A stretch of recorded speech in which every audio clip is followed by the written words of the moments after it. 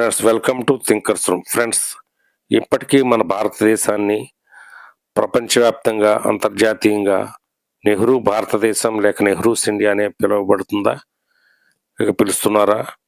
దీనికి కారణాలు ఏంటి అనేది ఈ వీడియోలో మనం తెలుసుకుందాం.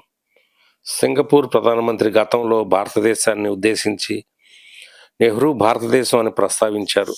ఈ సంఘటన ఎప్పుడు జరిగిందంటే, ఏ సందర్భంలో జరిగిందంటే ఫిబ్రవరి 2022లో సింగపూర్లో అప్పటి సింగపూర్ ప్రధానమంత్రి అయినటువంటి లీ సీన్ లూంగ్ అక్కడి పార్లమెంట్లో ప్రజాస్వామ్యము, రాజకీయ నైతికత అనే అంశాలపై ప్రసంగించారు.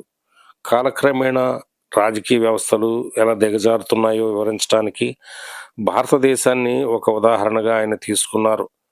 భారతదేశ మొదటి ప్రధానమంత్రి జవహర్లాల్ నెహ్రూను గొప్ప నాయకుడిగా లీ సీన్ లూంగ్ కొనియాడారు.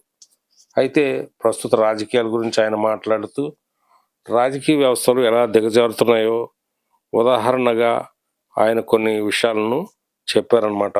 అయితే ఫ్రెండ్స్, భారతదేశాన్ని ఇప్పటికీ నెహ్రూ ఇండియా అని ఎందుకు పిలుస్తారు? దానికి కారణాలు ఏంటంటే, ఆయన నిర్మించిన ఐడియా ఆఫ్ ఇండియా అని పిలవడానికి ప్రధాన కారణం స్వాతంత్రం వచ్చిన తర్వాత ఆధునిక భారతదేశ పునాదులు, వ్యవస్థలు మరియు విధానాల రూపకల్పనలో తొలి ప్రధాని జవహర్లాల్ నెహ్రూ వేసిన ముద్ర అత్యంత బలమైనది కావడమే. 1947 నుండి 1964 వరకు దాదాపు 17 ఏళ్ల పాటు ఆయన పాలన సాగింది. ఈ కాలంలోనే దేశానికి ఒక దిశానిర్దేశం లభించింది.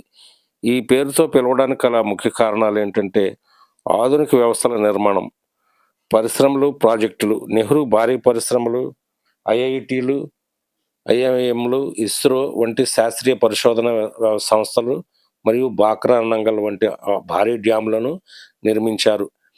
వీటిని ఆయన ఆధునిక భారతదేశ దేవాలయాలు అని పిలిచారు.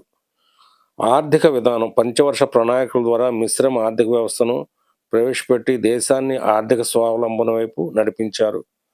లౌకికవాదం మరియు ప్రజాస్వామ్యం. లౌకిక పునాది, వైవిధ్యభరితమైన భారతదేశంలో అన్ని మతాల వారికి సమాన హక్కులు కల్పించేలాగా లౌకికవాద సంస్కృతిని బలంగా నాటారు.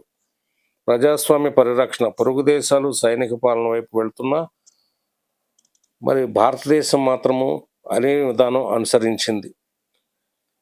అలీన విధానం ప్రపంచ యుద్ధాల తర్వాత అమెరికా, రష్యా కూటమిలో చేరకుండా స్వతంత్ర విదేశాంగ విధానాన్ని అనుసరించి అంతర్జాతీయంగా భారత్కు గొప్ప గౌరవాన్ని తెచ్చారు. Idea of India. నేటికి దేశంలో లౌకికవాదం, ఆర్థిక విధానాలు లేదా జాతీయవాదంపై చర్చ జరిగినప్పుడు నెహ్రూ నాటి ఆలోచనలు వర్సెస్ నేటి కొత్త ఆలోచనలు అనే కోణంలో విశ్లేషిస్తారు. పాలనా వారసత్వం. స్వాతంత్ర అనంతరం సుదీర్ఘ కాలం పాటు కాంగ్రెస్ పార్టీ, నెహ్రూ, గాంధీ కుటుంబం దేశాన్ని పాలించడం వల్ల కూడా ఈ పదం రాజకీయంగా వాడుకలో ఉందన్నమాట. సంక్షిప్తంగా చెప్పాలంటే, భారతదేశం అనుభవిస్తున్న ప్రజాస్వామ్య స్వేచ్ఛ, శాస్త్రీయ పురోగతి మరియు పారిశ్రామిక పునాదుల వెనుక నెహ్రూ దార్శనికత స్పష్టంగా కనిపిస్తుంది. కాబట్టే చరిత్రకారులు మరియు రాజకీయ విశ్లేషకులు ఆ కాలాన్ని, ఆ పునాదులను నెహ్రూ ఇండియా అని సంబోధిస్తారు. Thank you friends.